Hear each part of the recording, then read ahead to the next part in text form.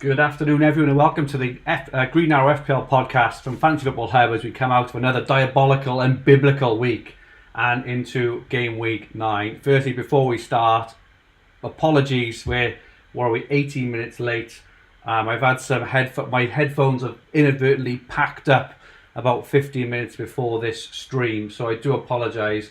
I think the audio isn't going to be great, but it's all we can do. I've been working hard last 18 minutes to try and get something to work. I think this is the best we're going to do this week, so I do apologise. Let me know in the chat if it is, kind of audible, and and whether we should carry on. But we'll carry on in the meantime until we're told to stop. My name is Fergi, and I'm here, as usual, with Rich Clarke. Rich, how are you? And what colour was your arrow in game week 8? Thanks, Fergie. I'm well, but my arrow was a big red one. I think like your own. It was almost as bad as which is the one the other week, game week 6. The wild card was awful. Last week was no better for us. And a very forgettable score last week. 26 points for my team. I think gave back almost 1 million places to the rank, and it doesn't feel very easy at the moment. FPL, does it? It's really tough. Easy. Understatement of the year, mate. Yeah, it's absolutely brutal. One return, I think, across my whole team, which was Morgan Rogers, the cheapest player in it, who continues to do well. But that's not gonna be enough to get a green arrow, is it? I mean, it was an absolute debacle. We keep on setting the team up for fixture runs. I thought it was starting. I was actually out. I was out during the Tottenham game. I saw that it was 4-1 to Tottenham, midway through the second half. I started rubbing my hands, thinking as soon as I looked at my phone, there'd be returns from everywhere, from Johnson, who I brought in with my transfer, and Solanke, who I've had since the World Card, and they managed to dodge absolutely all the points. So, apart from that, though, Fergie. Apart from that, I did have a question to ask you, because, are you or are you not a member of the cartel? Because I saw you made a very late Saka transfer on Saturday morning. Well, I thought you were as well, because I said to you and Adam in our old Green Arrow chat, chaps, I've just made a transfer at sort of wherever it was, 10:56, and I did Saka to Foden, which we'll touch on a little bit more now. The last thing I expected was for you to come back, Rich, and said that you had made a move too, but you made a different move, didn't you? Yeah, Brennan Johnson, yeah. I brought him in. I'd always planned to do that move, but I actually kept Saka, didn't sell him. I thought there is a lot of stuff out there, but none of it was, in my view, concrete either way. So I just decided to trust the fact that Saka is a good recoverer and normally plays even if he's got a knock. And so I kept him and sold Luis Diaz. So I brought in Johnson for Diaz, who actually didn't end up playing. So that was the right call to sell him. That's all news. Exactly. That's covering the fish and chips now, mate. You know that, don't you? Yesterday's news, Luis Diaz. I know. But there we are. So no cartels between us, I don't think. They were just genuine last-minute moves. It was a good week to move at last minute, because there was a lot of information out there, and a lot of fun actually. With Andy Martin going down to the Bournemouth hotel and standing up against the wall to measure height and that kind of stuff. That was absolutely great fun. But lots of late moves for Sonny, which clearly had its own controversies attached to it. Well, I don't know. Like, I'm not on any kind of cartel. I don't think you are either, Rich. There seemed to be a crescendo of selling Saka as the morning went on, with again different sorts of news from different sources, and the kind of later it got to 11 o'clock, the later I just thought, I think I personally used it as a confirmation bias, because I really wanted Foden. Rightly or wrongly, I thought he would have started against Wolves. I thought he would have had a good game, which if he started he probably would have, because he got the assist in like the last 25 minutes or whatever it was. So I just thought there was enough there for me, enough doubt, especially with Saka's following fixtures. That was the thing. If Saka's fixtures had been good this week and next week, I wouldn't have sold. But there was enough confirmation bias for me to make the move, and I feel that's probably what a lot thought. A lot of people, I know that, a lot of content creators in particular, but tens of thousands, hundreds of thousands of other people sort of made it as well. So if there is a cartel, we aren't in it, but we made the move as well. So just on mine, I outscored you this week, Rich, by 1 point. I think it was my Foden assist, but I did have Salah's red card. I mean, oh my god, it hurt, Rich. It hurt when he gave the yellow. I've also got him in other formats as well. And then when you heard he's been asked to go to the monitor, I say it was a fuck's sake moment. It's just like, really? Really? Salah, one of the most concrete players in your team, is going to go and get a red card. And by doing that also, obviously compromised Gabriel's red card as well. Spurs went and scored 4 goals. If you hadn't have watched the game or hadn't have listened to it, and you were doing the match day channel, knowing the score, you would have guessed, I'm going to get at least a couple of returns here from Solanke and Johnson, but not a wink between them. And it was only really Chris Wood for me on the Monday night stopped me from sheer devastation, and that probably a slice of luck there actually, because it won. He won a very good shot, and it should have been fumble, saved, really, goalkeeper fumble, But I'm running out of words, Rich, to just to describe how we feel at the moment. So I did have a look at a couple of words. Have you? You probably have. You and our listeners are much more educated than I. But I found the word a maelstrom. I'm guessing it's some kind of German word. A maelstrom. Maelstrom. Yeah. Have you ever been through such a maelstrom of shit game weeks? And just for those who don't know what a maelstrom is, refers to a powerful whirlpool in water, but metaphorically a chaotic, turbulent situation or period of time. It suggests being caught up in confusion, disorder, or overwhelming forces, much like a literal maelstrom would pull things in uncontrollably. And it just seems at the moment, Rich, it feels like no matter what we do, we just can't get the rub of the green. I don't think so. Pushed my team into Chat GPT as usual, just for the weekly Chat GPT review of my team. It spat out: sold Saka for Foden, but he sat out the start. Came on late, saved face with an assist from the heart. Rodgers left on the bench, scored a goal once again. Haaland drew blanks, adding fuel to the pain. No clean sheets, defenders failed to defend. Salah saw red, a tough week to the end. Each move feels like a battle with luck in retreat, but game week 9 awaits. More pain to repeat. The struggle continues with hope growing thin, yet in FPL's chaos, new battles begin. That's probably very, very apt to how I'm feeling. Just for those late comers, we've had a few questions about the microphone. Did apologise at the start. The reason we were about 18 minutes late is because my headphones packed in about half hour before this, and I failed to find a suitable replacement. So the only compromise we've actually got is to use my laptop mic, which is not great. So really, really apologise for that. Hopefully, everyone can hear okay for this week. I'll be back as usual, as normal for next week.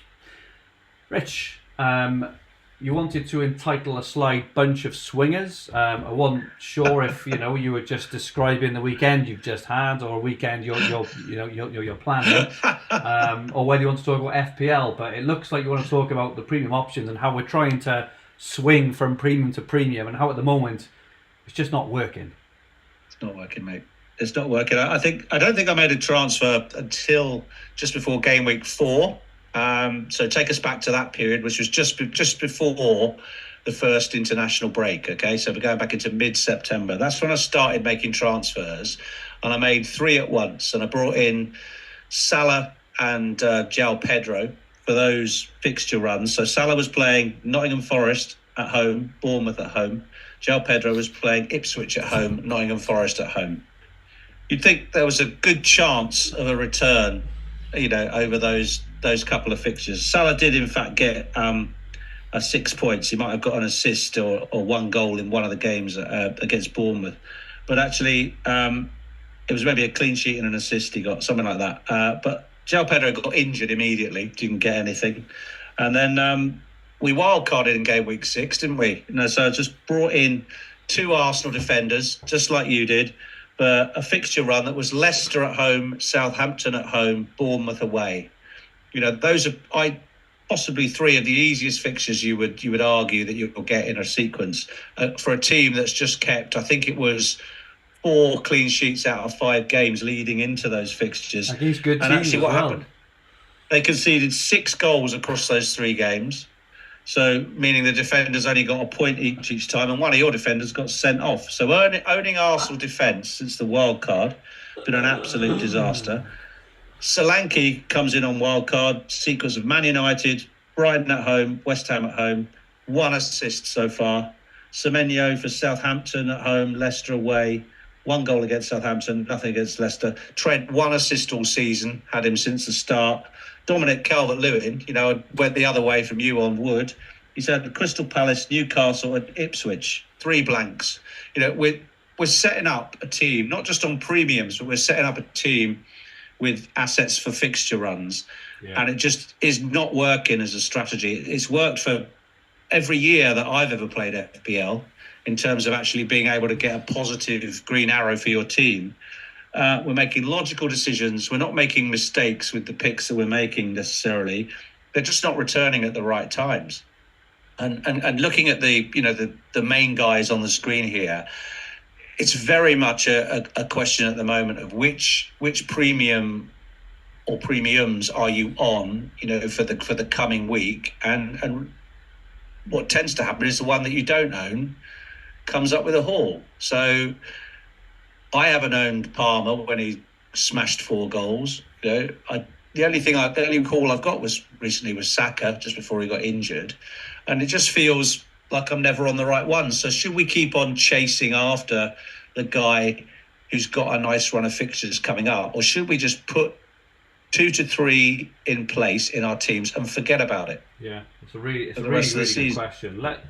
Let us know in the chats what you think about that. We've got the fixture runs now for the next 6 weeks for all the different teams. Man City obviously home to Southampton this week.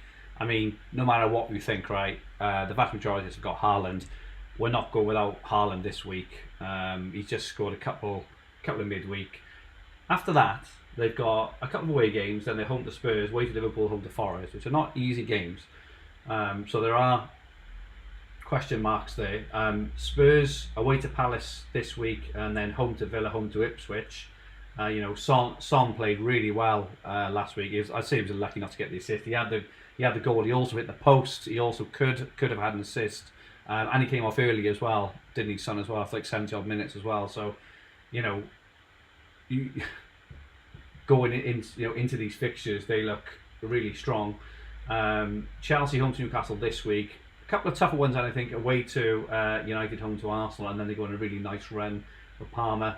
Arsenal have got 3 tough fixtures now, it's probably fair to say. And Liverpool have got a tough fixture this week, but actually next week they've got 3 home games in 4. And as Salah proved last week, probably doesn't matter who Liverpool play. So I suppose to your point, Rich, is, well, I don't know if I can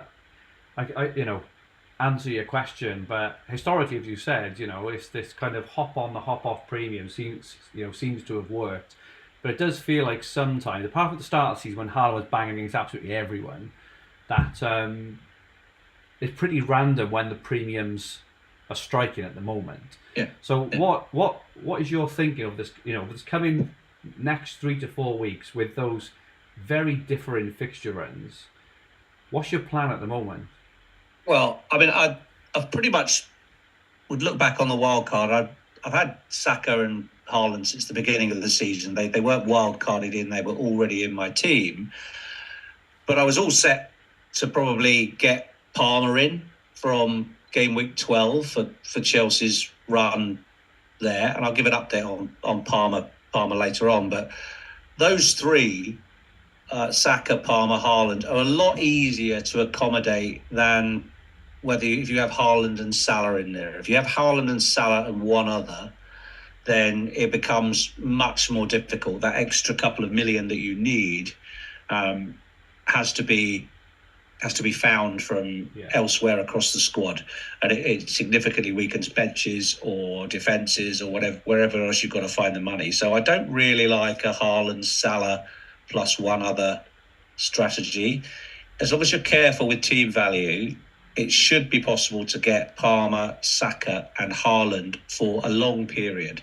So go from game week 12 all the way to Christmas, let's say, and then take a look at it there, the other side, because Arsenal and Chelsea in particular have got great fixtures after game week 12, and you can just play their players every week. And so that's why I think it's probably still sound to have set up with defenders from Arsenal and that kind of thing, as long as you can ride out this next period. But coming back to the premiums, those are the three that I'm still aiming for. The thing I like about Palmer is he's not playing Europe, so he hasn't got this distraction of European games. He's not in Chelsea's European Conference League squad, so he's just going to play every week and close to 90 minutes every week. So that's a massive plus in his favour. Plus, he is proving that he's worth the money. At the beginning of the season, was he worth £5.5 million more than last season? Well, the answer to that is yes. We know that now. So Palmer, I think, isn't going to be in the majority of teams from game week 12, which almost suggests that there's an argument to get him early, because he won't be any sort of differential from game week 12 if you haven't got him in already. So Palmer for me. Saka is now, whatever anyone says, an injury risk again for this weekend. No one can categorically say if he's going to play on Sunday. Even Arteta doesn't really know. They're obviously trying to get him ready and see if he can make the Liverpool game. But if you own Saka still, you are looking at jeopardy all the way through to 3:00 on Sunday, when you'll find out. And I don't want to go through the same weekend I went through last weekend, not knowing whether he's going to play. He's too important a price point, too important a player to hold through this jeopardy. Do you agree with that? I mean, you sold him already, didn't you? Yeah, well, I sold him because of the fixtures as well, obviously, over the next three now, 9, 10, 11. I just think, 3 weeks is quite a long time, and I see some people holding him, but as you say, with the price points, you can get to Palmer, you can get to Salah. Salah's got 2 at home in the next 3. You could be talking, between 15 and 30 points over the 3 games in that period for someone who's proven again against Chelsea what a footballer, what an FPL player, and Saka is he is an injury risk, and even though he had the really good game against Southampton the other week, who are the weakest defensive team out there, and even though he's a consistent returner, I feel with his current injury risk, all the games they're having to play as well, I just think at the moment you can come off him until the break, until the next internationals, see what happens there, and then make a decision after that. That's for me personally. I think just all those things all together mean holding on to him. I just don't think we can afford to, in that period. I mean, where we are now into game week 9, there was someone mentioned in the chat, I think it's right, about saying, where is it? Sorry, Musica Pogo said, game is even more luck than usual, and the correct lucky premium the next 3 will either start or end people's season. I'm not so sure I would say it could end seasons, but if there are some highly owned players who really perform and kick on over these next 3 weeks, who you haven't got, or they're players you think you should have, you haven't got, because I'm looking at Salah now from next week, because of the kind of structure of my team. Am I ever going to get Salah at such low ownership with 3 home games and next 4 on such really good form? I'm not sure, and it could really kickstart my season. Whereas if I hold on to Saka, for example, I'm very, very limited in sort of what I can do. So I'm not sure it'd be season ending, but I think if you miss something these next 3 to 4 weeks, and you get to game week 12, which is practically a third of the way through the season, and we're still at like 3.5, 4 million, I mean, it's going to be very, very hard to come get back to a yeah. reasonable rank. So that's my summary: is you're not chasing because you're not doing things out of the norm. You're just taking advantage of a situation, I think. So that's how I would. Yeah. But they're not easy to get in without a wild card. You've got to move money around the squad. You've got to use precious transfers and sell other premium assets like Trent, like your 8 million, 7.5 million striker like Solanke or Havertz. You've got to get money out of those guys, significantly downgrade to 8 Noris and Jimenez's and that kind of thing in order to get the money. Now they're not bad at the moment. They're not bad options because they're on form and they have nice fixtures coming, so it all makes sense. But you are also losing the points potential of Trent Alexander-Arnold, the best scoring defender in the game. People are just letting him go like it's nothing in order to get a Palmer or a Salah in. So you can't keep doing these moves every week. You've got to give that premium, I'd say, 6+ weeks at least to return and just sit on them before you move them around again. Doing it every week, if it's forced by an injury like the Saka situation, then I think you have to act on it. That's just the modern game, isn't it? Yeah. And I'm not gonna go 2 weeks without acting on it. No, that's it. Just before we move on to look at the sort of lesser owned and lower priced players that we should be looking at over this next week. Just a question of triple captain this week, I suppose, on Haaland. We ran a poll there on Fantasy Football Hub just on X, and there was, I can't remember, it was like 1,000 votes or something, and yes was 17%, no was 48%, undecided was 23%, and already used 11%. So roughly half of all those that still got it and not using it, which is interesting. Obviously scored a couple of goals on the weekend, saving for a double game week. Have you considered using it, Rich? Bear in mind we kind of both poo-pooed using it against Ipswich. Was it in game week 2 or 3? Yeah, and he did well. He scored a hat-trick. What's your thinking now? Yeah. Well, I mean, he scored a spectacular goal last night, didn't he? Unbelievable kind of back to goal scorpion kick, whatever you call it. An amazing goal. So clearly his confidence is sky high. But if you look at the last game, he was a ghost in that game. He had no service. He had no chances really created for him. And with De Bruyne still out, and I think Grealish and Doku, although they're injured, it probably works in your man Foden's favour for getting a start. It's all going to be down to Foden to provide most of the creativity for him, I think. So I just think there aren't that many outlets for chance creation, and I think that's probably the biggest reason I won't use it, based on the fact it's only a single game.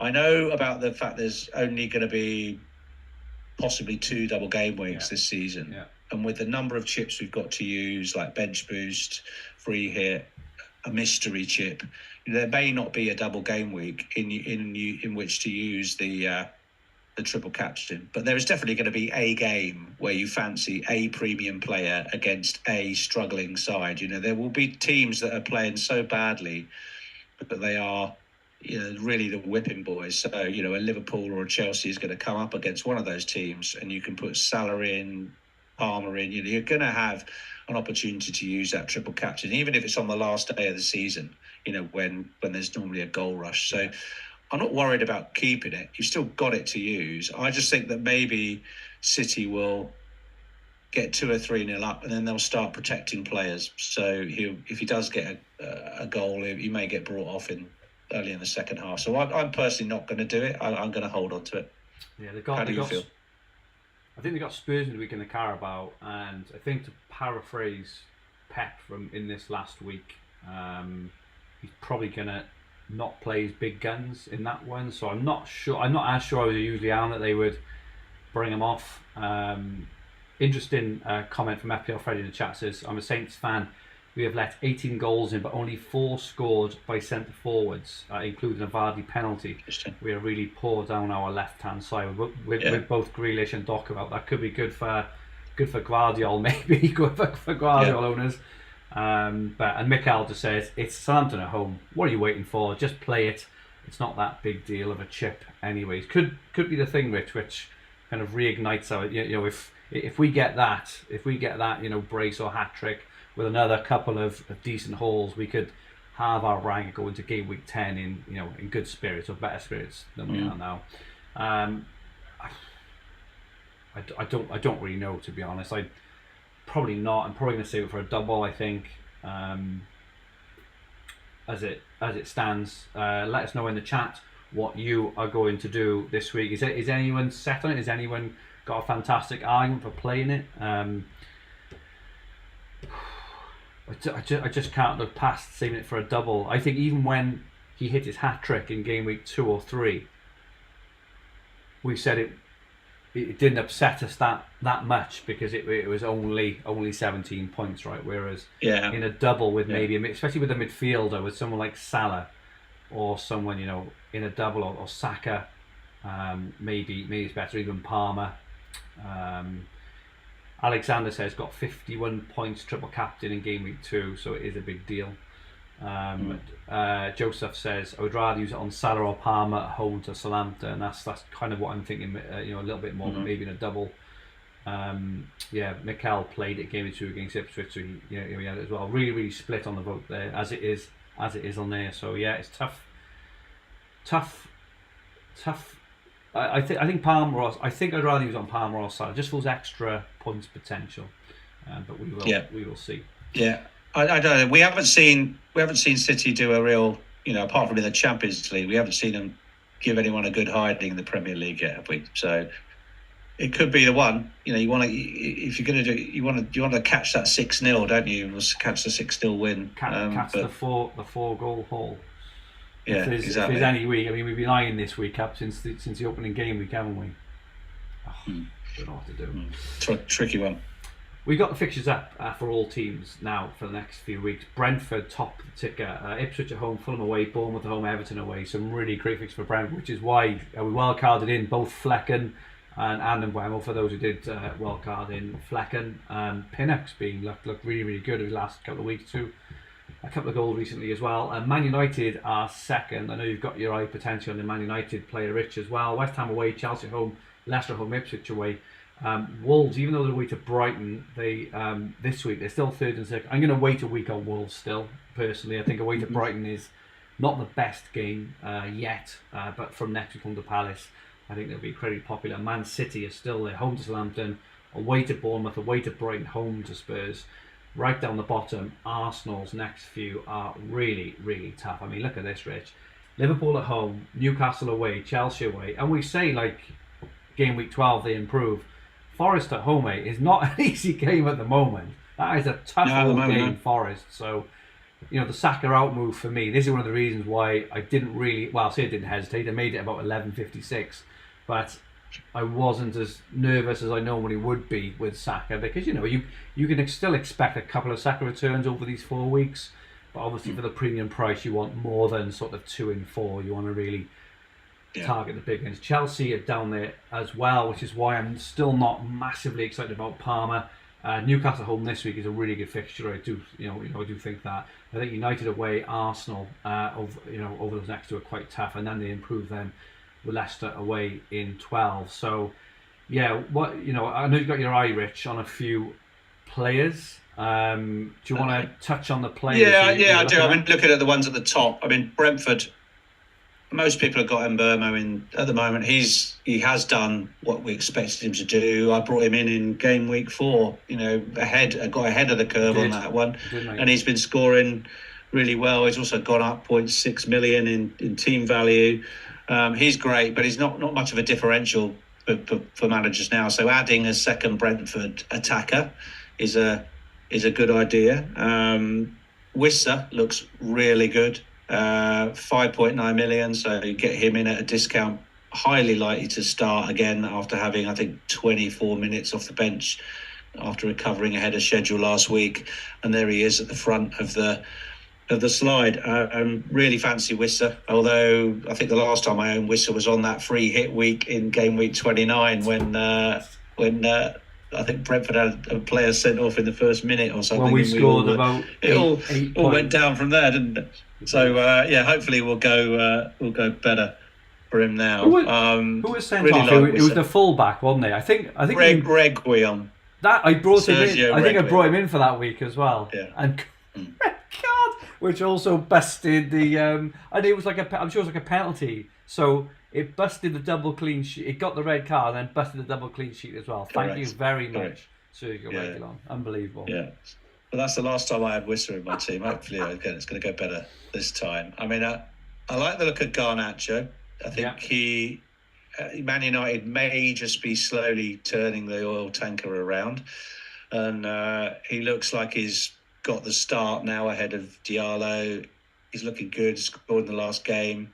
He's in my sleeper team, which failed to beat your sleeper team last week. So Garnacho, despite scoring, it wasn't enough to beat the multi-format champion. But I do think he's a good bet for this week. I tell you what happened there. Just we teed it up last week, but you had Andres Pereira in your team, and I had Emi Martinez, and Pereira took the penalty that Martinez saved, and that basically decided the whole week. Incredible. Yeah. I mean, what a turn! I think I might have beaten you if that had gone the other way. I think you would have, because you'd have gained points, I'd have lost. So I think you would have, mate. But hey ho. Good game. It was a good game. And then there's a few surprises on here. I mean, I've tried to put some guys on here that are going to be enablers for people, because we spoke earlier about people wanting to generate cash for premium moves. You know, you've got to move money around the team. So a lot of people might be coming off Raya, might be getting fed up with him. This is a good week to come off Raya if they're playing Liverpool. Max Sells seems to be the standout 4.5 keeper now to go for. So well done if you brought him in on wildcard last week or the week before. Got an 11-pointer on Monday against Palace, and Forest still have good fixtures for the next few. So really like Sells, a 4.5 keeper. Guardiola, great pick for this week if you want a third City asset. I'm thinking of going for him myself this week. Wow. I'm just not sure I will sell Trent for him straight away. I think there's some mileage in Trent, and because Ake is starting to get minutes now, I do think Guardiola is rotatable, but he is starting to put in thunderbolts, isn't he, from outside the box, and looking really good as an option for a third side. He was rested last night as well. You've got to assume he plays on the weekend, and he could be in for a mega massive haul. Exactly. That's why it might just be worth getting that million out of Trent now, and just putting it in the coffers. And then we got one that you might not recognise. So this is for Tarwu of Leicester. I don't know if you caught the highlights of the Leicester comeback against Southampton, but he came on as a substitute midway through the second half, and it was like watching, I don't know, Messi, isn't it? His absolute pomp. He was just dribbling around everybody. I know it was Southampton, but he was absolutely destroying them, wasn't he? So if you want to wait and see if he gets a start in the early game on Friday night, we might get a leak. He looks a fabulous option to bring in for Leicester, and he's certainly earned the start, I think, from his performance against Southampton. It's funny, Rich, because our CMO here was bigging him up, and we were kind of I had his minutes up that he played so far this season. His minutes haven't been great, so we were kind of laughing a bit and saying, blah blah, and then you go and pull him up on this slide completely independently of that conversation. So if you haven't seen his performance, Matt as well was bigging him up incredibly well. So Rich, for you to say it as well, that's a double tip this week. And as you say, he looked absolutely electric, didn't he? I think he hit the bar a couple of times, didn't he? Yeah, he got an assist, he hit the bar, and get a disallowed goal by VAR and everything. It's just a huge half an hour, and he's got to be starting. I mean, I think the Leicester fans are screaming for him to get a start, so I'd expect him to do just that against Forest. So a nice good sleeper pick as well. I think Matt bought him in sleeper. Some good picks there, Rich. Guardiola, I think I'm not as hot on Fatawu. I think if they were playing Southampton or Ipswich, I may be tempted, but they're playing Forest. They're playing sort of 1-0 Forest. So I'm not kind of hot on him, but I do think this Gvardiol sells Garnacho really, really good picks there for the coming weeks, definitely. Looking at total predicted points for the next 4 game weeks, Haaland out top, 32.6, Salah second, 30, Palmer 28, Son 25. Isak is still up there. Isak is incredible. I really expected him to do well last week. He lost at home to Brighton, didn't he? Maybe it's because he's back from injury, but Isak's still up there. Foden's minutes, so at the moment we've put his minutes in, averaging 75 minutes over the next 4 games. It's always a tough one because you never know if he's going to start. I mean, how did you feel when he didn't start? Could you believe? I was really surprised. I was really surprised. I can't remember if they played on the Sunday, so I had Rodgers' points already scored on my bench. So when he didn't start, my first sort of thought was bollocks. Doesn't matter. And then I thought I don't want him to come on. Then I didn't want, and obviously he came on, but he got the assist. So it was just frustrating. He played 90 last night. He got the early goal. There were some comments last night from Pep and from Foden himself around how he's back now, enjoying his football, he's fit and all this kind of jazz. But I mean, I've got him in my team now. I can't not play him against Southampton. I've got to play him. Of course. Got to hope he starts. And if he does start, I mean, he's still very low owned. I think he's still like less than 6.6%. 6.6% owned, mate. And you would kill for that normally. If he gets the start, you would kill for it. So what I'm hoping is, even though he didn't go off as I hoped last week, that may deter a lot of potential suitors. Because if he had started last week and got a goal and assist, his stock would, I would expect him to be firmly between 10 and 15% and rising now up until the weekend. But because not, I do feel it's a potential opportunity there. He's probably not going to start again, but we will see. I think that with Grealish and Doku out, I think there's much more of a chance of him starting than there was a day or two ago. Just a reminder, those in the chat, Rune and Esso, and anyone else listening, many apologies for my audio this week. I know it's absolutely terrible. My headphones broke half hour before we went live, so that's the reason we were late, and this is the only compromise to get something out this week. So many apologies. We'll be back to normal next week. So yeah, just to the points then. So Foden 24, you're actually 6th on this whole list. Wood 23.5, just keeps scoring goals in 1-0 wins. He's absolutely fantastic. The different Wood, DCL, most people have got one of those. Wild carded to 6. The difference in how that's turned out for people. Zip from Calvert-Lewin, Wood scoring every game. It sounds bad to be on the wrong side of that, mate, to be honest, but I don't know what to do with Calvert-Lewin, whether to just continue to give him the fixtures or just bin him off for Wissa or something straight away, because guy can't finish his dinner, can he? I'd be tempted to do that, mate. I've got to be honest. I know they're... I think his XG is quite decent. Calvert-Lewin, I think it's over 2. Oh, huge, yeah. Over 1.32 or something like that in the last game. He should have had at least a goal and assist, I think, in the last game. I don't know, mate. It's just tough. Just stinks of Darwin and just all these other muppets we seem to have landed ourselves in our team. Solanke. I mean, goodness me, 4-1 win and didn't have a sniff. I think Solanke's XG for the weekend was something like 0.0 something, and in a 4-1 win, like how is that even possible? I don't think he had a shot on target. No. Havertz still there, 22.8, and Wamo 22, Eze 22. Eze is just, we spent a good 15 minutes this morning looking at Eze's sort of underlying stats. Trying to work out why Eze is so favoured. His XG is still really good. He's still there. He's still creating chances. I mean, anecdotally, I think I mentioned mentioned this last week. Just seems to be shooting straight at the keeper every time. It just down the keeper's throat. You know, the kind of shot where the keeper just saves it, holds it into the stomach and kind of falls on the ground with it. That's all he seems to be doing every single, every single week. So he's still appearing in wild card suggestions on algorithms. He's everywhere, and stuff like that, He's everywhere. It's because, and like I say, it's because his underlying data is still so strong, and the fixtures are still really decent as well. This is the thing. It's not. It's not just the fact that he's just a darling pick. Everything's lined up for him. Watkins is still in there, 22. Solanke, 21. Raul, who we mentioned, 21 as well.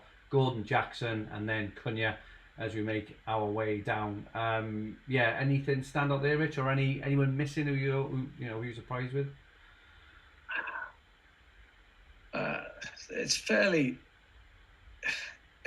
predictable. I mean, where's Johnson? Is he not? Brennan Johnson doesn't appear on here at all. I'm quite surprised at that. I think we've got him on 79 minutes, and like I say, X-Men's do our So I'm surprised he doesn't make the 20-point club. To be honest, out of prominent options here, he's had really one blank in the last 8 games, and I think he put up an XG of something like 0.85 or 0.89 in the last week, so I had 5 shots in the box. So I'm surprised Johnson's not on the list at all. I'm still very happy to hold him for the next 3, and it just makes it easier to say keep Trent and downgrade Solanke if you're trying to get a premium in, rather than do that.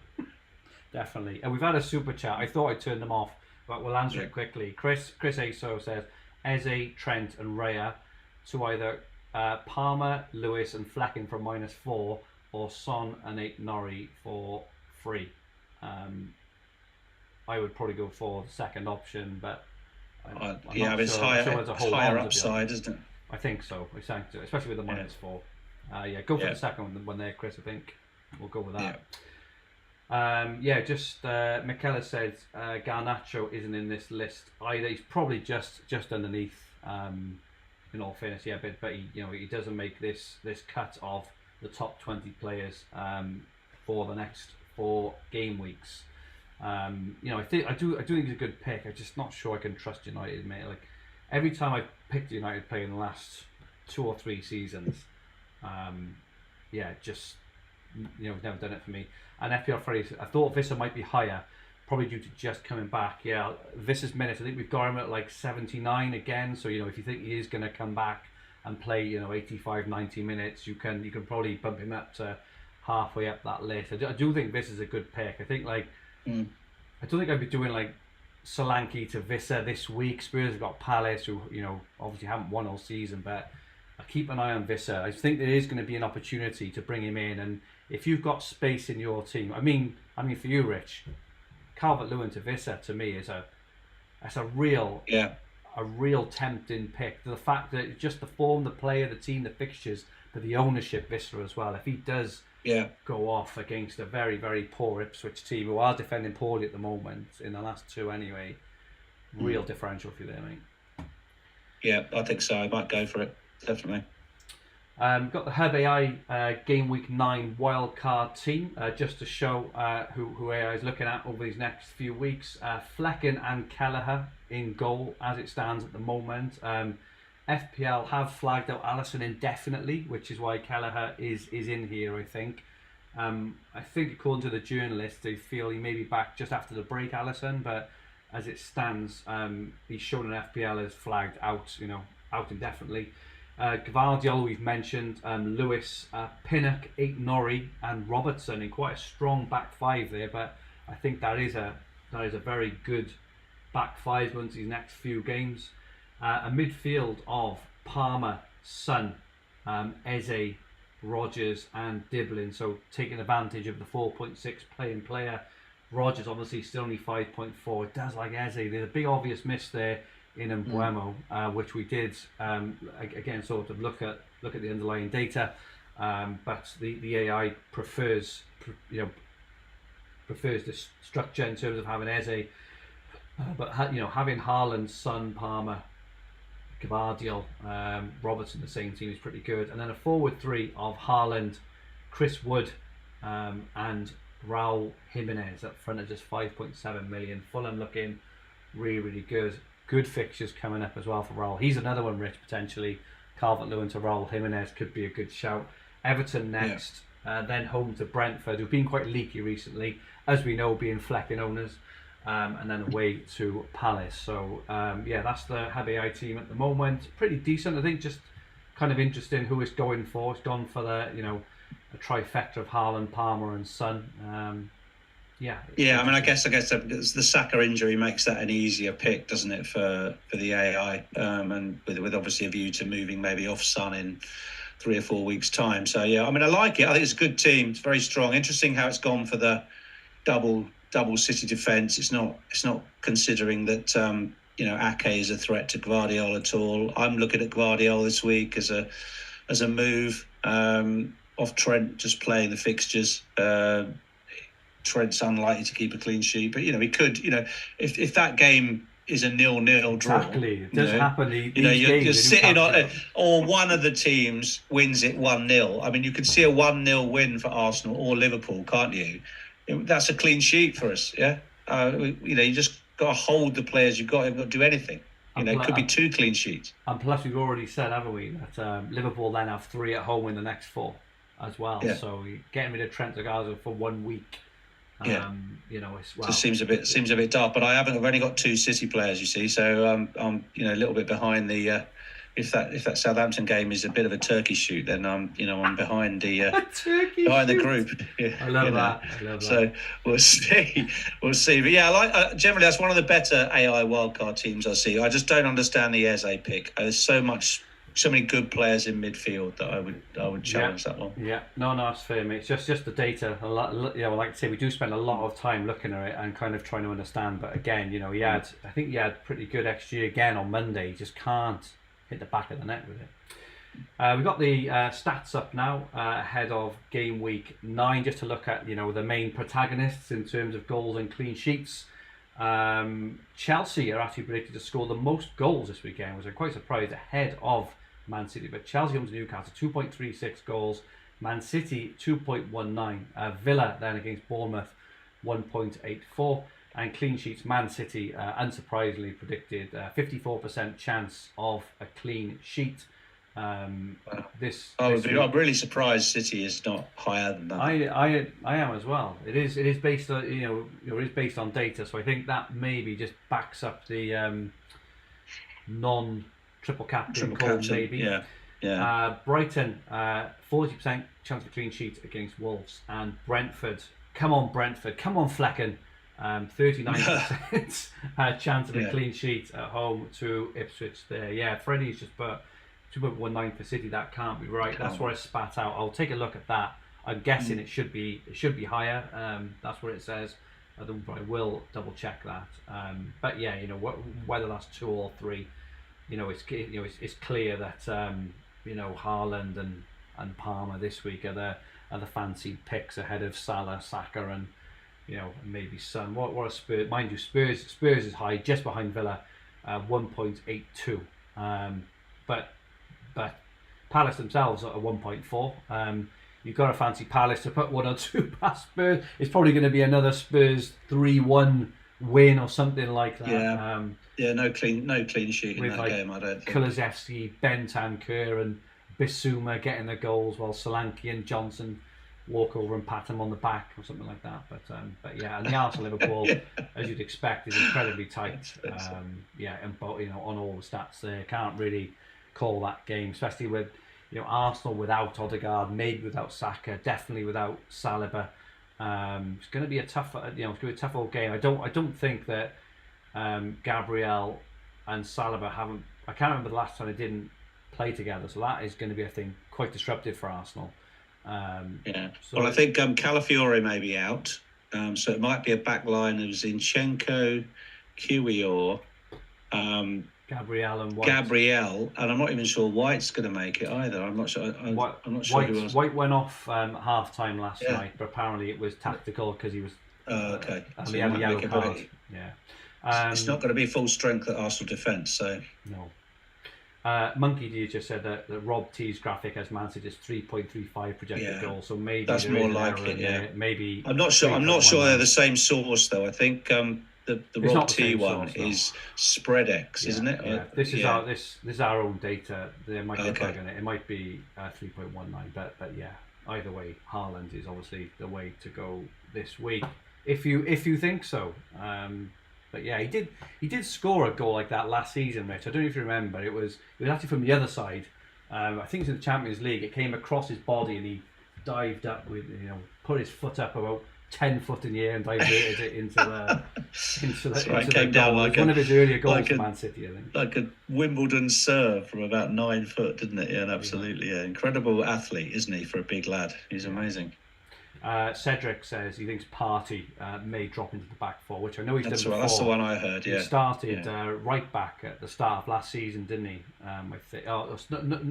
Sorry, he started ahead of Gabriel a couple of times at the start of last season. That's why Gabriel was in that with the team, wasn't it? Best captain for this week. Don't want to dwell on this one. The polls. Haaland's 70% of the vote. Palmer gets 11% of the vote this week, and Buemo 10%, and her predictor Haaland 9 points. That is very, very high for predicted points for one game. Palmer 7.7. Foden, we've got him at 75 minutes. If he plays 75 minutes, we've got him down to score 6.5 points. Salah 6.3 and Buemo 6.2. I don't think we can look away from Haaland this week. If you didn't own Haaland, Rich, because there are a couple of players who don't own Haaland, who would you be looking at? Would you be looking at Palmer or someone else? I'd do Palmer. Buemo against Ipswich is my vice captain currently, so it would be out of those three. I think Brentford should have enough to put a few past Ipswich. I think. As a player we haven't mentioned that I've just brought in the sleeper game, Mikkel Damsgaard is I think he's got 3 assists in the last 2 games. Looking really good on set pieces, flying under the radar a bit. Really, really good pick if you're looking for a cheap midfielder. Damsgaard of Brentford is worth a shout. So I think they're a good bet this weekend for a win. So, and Burmo is definitely captainable if you don't have Haaland. And Brentford would be a nice differential. And Brentford have been scoring a few goals of late, haven't they? I know they scored last week against United. They scored 4 the week before, was it? So yeah, they've been scoring a few goals of late. Brentford, they look good. Yeah, Vissa everywhere you look, mate. Vissa V. Yeah. My punt this week. Well, I was hoping actually that my punt this week would be quite under the radar, but I think we mentioned his name about 50 times so far. 5 appearances so far this season, 3 goals, 1 assist, 9 shots, 4 on target, 7 shots in the box. He had all the stats when he was fit. He's only 2.3% owned. If we're talking proper punt territory here, proper pump you up your mini leagues. If he does bang with great fixtures, we already mentioned, home to Ipswich, away to Fulham, home to Bournemouth, away to Everton, home to Leicester. These next 5 weeks are really, really good. I'm sure everyone can guess already. We mentioned him so many times so far this evening, but it's Johan Vissa. I can't look away from him. 2.3%, Rich. 5.9 million. Those fixtures are to die for. 3 goals in 5 appearances before he got himself injured. And one of those appearances, I think he got injured quite early as well, didn't he? So it's kind of 3 goals in. It's 4 returns in 4 and a bit games. These fixtures are banging, Rich. Are you tempted to bring him in? I am tempted, yeah. I'm tempted. If Calvert-Lewin didn't have a decent home fixture this week, I would probably bring him in. My dilemma is I've made 1 transfer this week already, and we'll come back. You kept that quiet, Rich. We'll come back. We'll come back to that in a minute. I don't normally make early transfers, but I did one on Tuesday evening. Wow. I've still got 2 left to do. Another 2. I'm tempted to use them as well. So I could do Calvert-Lewin to Vissa, tempting. I mean, I could do Solanke to Vissa because I'm just as fed up with Solanke as I am with Calvert-Lewin, and they might both end up going before game week 12. But the other one I'm still looking at is Trent to Gvardiol. So I'm still looking at that. Looking to put money in the bank at the same time. So my only hope of getting Salah would be to really do a big downgrade on Trent and a big downgrade on Solanke. So Vissa does fit that bill a little bit. So I'm on form with the punts as well, Rich. I think my last 3 punts have all returned immediately in the same game week. I can't remember the third one back, but I had Johnson a little bit early. I had Son last week as well, when not many were talking about him. Vissa this week. I'm probably most confident about the one this week than I have been on the other ones. I reckon Vissa gets 2 returns this week, Rich. I've got to say, I do. A goal and an assist. I really do think he. Yeah, I fancy him. I fancy him for it as well. But look at those fixtures. Look at the home games: Ipswich, Bournemouth, Leicester, and then Fulham and Everton as away games. I mean, nothing to scare you in there, is there? The Fulham one is the toughest one away because Fulham are playing well, but those ones after that, mate. And for the Navy, we're talking about wanting to get Palmer in, or whoever else in, or Salah in at game the next week, game week 12. This is a cheap old player to help afford squeeze him in.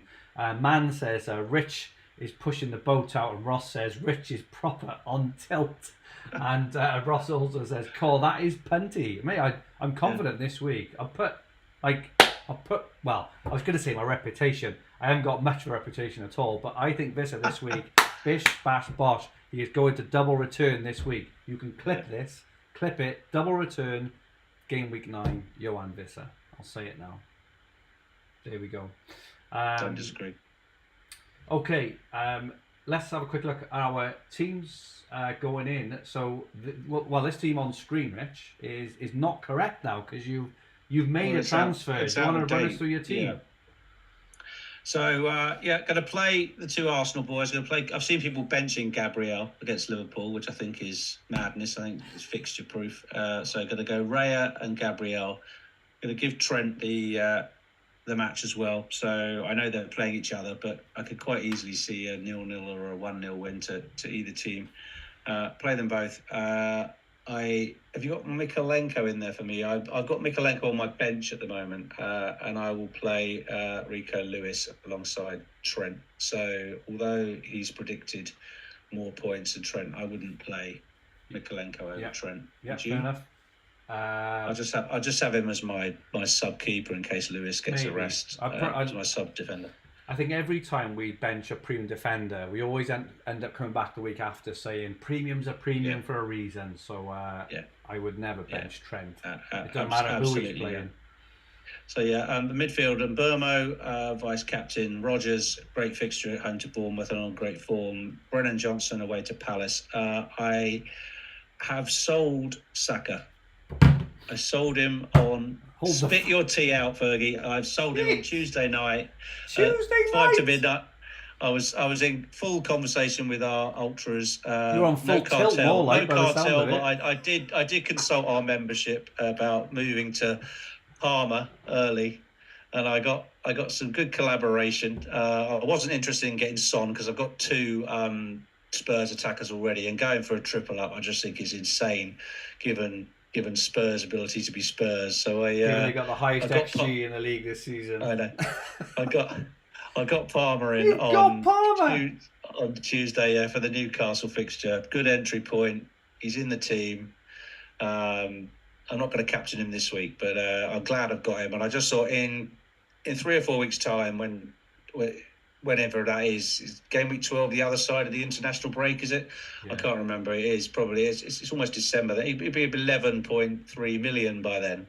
And I just thought, just get him in now. Get him in. Set and forget him, and then worry about bringing Saka back when he's fit again. So I do think Saka will play. So don't panic to hold Saka. You just got a nervous 48 hours after the presses. So I've gone for Palmer. It's a bit early, but I think the Newcastle game's a good game for Chelsea. I just didn't want to bring him in against Liverpool away. It's a different game this week. I think it's a good move, Rich. I think it's the right move for you.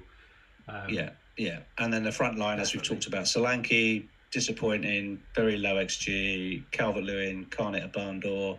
And Haaland obviously in everybody's team. So may swap one of the forwards for Wissa because we love Wissa on this show.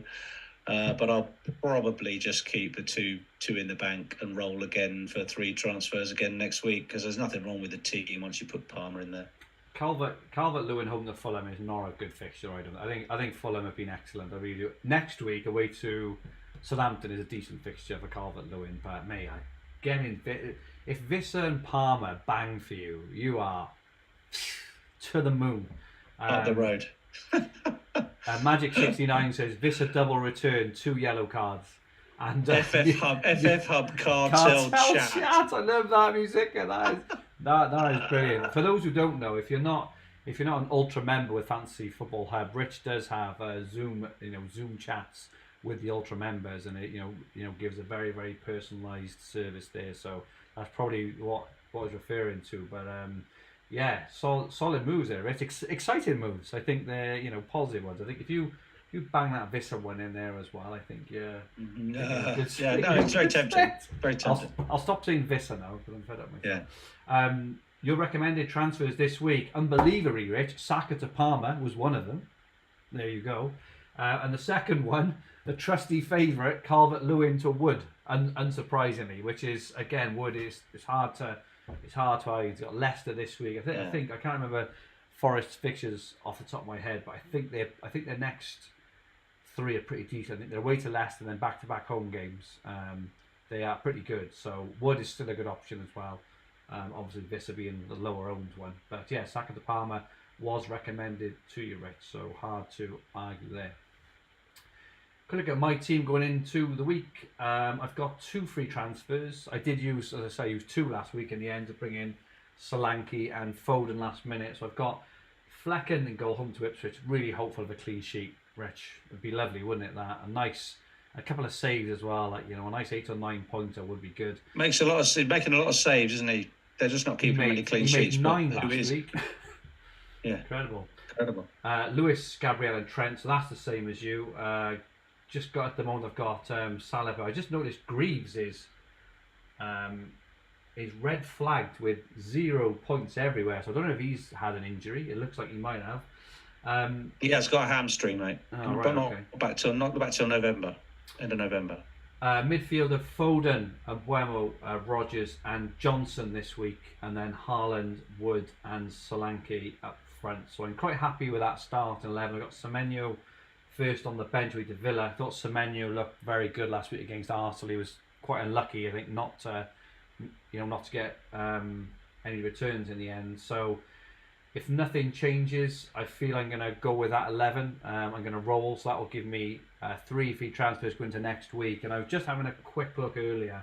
I know you're going early on Palmer, but after watching Salah again last week, fixtures from next week are so nice. And so I've got Foden to your Palmer this week. I think if Foden starts, I think they're probably likely to score similar-ish. You'd hope for a good score, kind of between 8 and 10 points or something, maybe both those players. But next week, City have back-to-back away games. Then away to Bournemouth, away to Brighton, and with the Foden, it's clear we just don't know if he's going to. A lottery, isn't it? You don't know if he's going to play. Hard. Yeah. You'll be hard to sell, but I can do Foden to Salah if I downgrade Trent or Gabriel or Saliba to Nori. I think something along those lines. I am tempted by that. I must say I'm not 100% sure. I was just having a look earlier. Because I have got 1.7 in the bank as well. So I am looking at that. It is early though. Obviously a lot will depend on what happens this week. If Foden goes and bangs in a 16 pointer, it's going to be very hard to sell him next week because everyone will be all over him. And obviously not sure what's going to happen with Lewis. I know Walker is probably injured, so I'm hoping Lewis will play. But again, it's one of those where he may not bloody play and Akanji comes in, and I haven't got a third defender this week actually because both Saliba and Greaves are going to be out as well. Lots of love in the chat, Rich, for Palmer. Man says Palmer could go big, and Musica says Palmer's EO scares me more than his potential. Yeah, it's big, isn't it? It's but nice. I'm glad it does. It feels one of those moves. Sometimes you make a move, don't you? Oh yeah, it feels. You regret it straight afterwards. When I put Palmer in at I don't know, 2 minutes to midnight. I went to sleep within about a minute. I was just so completely and utterly satisfied. I was just like, just went straight off to sleep and slept all the way through the night like a baby. I was like absolutely fine. So there we go. That's the exact analogy I was just going to use. Right, I was going to use the analogy of getting Palmer to kind of transfer where you just kind of, you get into bed. You pull you pull your quilt or your sheet over you. You got your hot water bottle, and you just, life is good, and you just drift off. And then you just literally what you said was, I just made the transfer and went to sleep. Brilliant. That's what it feels like. Yeah, no, it feels good to have him finally. I mean, obviously you could say I should have had him at the beginning, or should have got him on wildcard. But when you make a mistake in FPL, don't be stubborn. Go fix it. Should have, would have. I think that's a great bit of advice from me. Yeah. Just no one gets it right all the time. You have to correct what you got wrong initially, and should have got him in on the wild card. Wouldn't we have loved it in the game week 6? But he's still got more halls in him. So hopefully this week against Newcastle.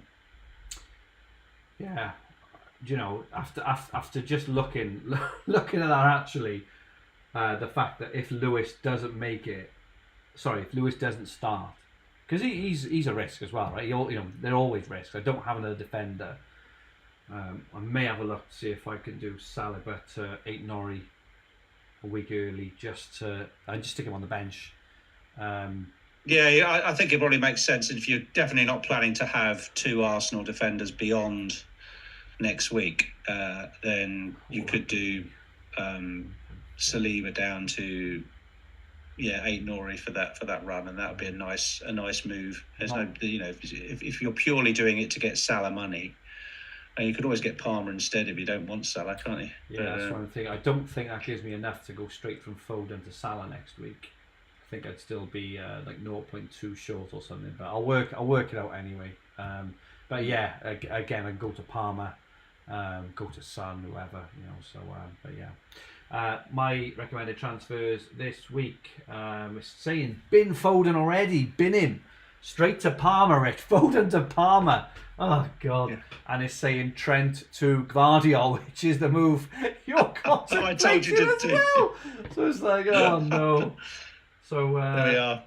Yeah, he's very Palmer is popular this week. He's something like getting up for 500,000 transfers in, I think, and Saka is up to nearly 700,000 transfers out already. So Saka might be 9.9, 9.8 by next week. It's opened. All interesting stuff. Yeah, wait to see how it pans out. I'm not looking forward to this now. You scared me, Rich. That move is a very un-Rich-like move. Tuesday night, Rich. What's going on? And you didn't even tell me. You threw it right in live in the stream, so you completely. I kept it. I did. I could just see him going up in price because the hub was just lagging a little bit behind FPL statistics on the predictions, and I was thinking Hub's not got him to rise tonight, and Hub got it right. Because he didn't rise. He was 101% on statistics. Didn't rise. Hub said tomorrow, and he rose tomorrow. Nice plug, Rich. Hub is the most accurate predictor. It is 99.7%, I think it is at the moment. Yeah. So if you do want to get your accurate price rises, Fantasy Football Hub, it is absolutely free to go on and get those. Superb stuff, Rich. Thank you so much. Quite exciting episode there at the end. I got all sorts of names swimming around my head now, which I didn't have an hour or so ago. Palmer, Visser, Gvardiol. Don't know what to do. People, the good thing about it is that it's very difficult at the moment. The game is hard, and people are therefore going in all different types of directions. And that is good for the wider game, rather than everybody having the same template team every week. And so we're off. You got Foden now. I've got Palmer in. Who knows who's going to come out best? There's only 1 point in it at the moment, isn't there? We're just between the two of us. So great variance across the game, and hopefully we'll have a good week this week, mate. Because we're due one.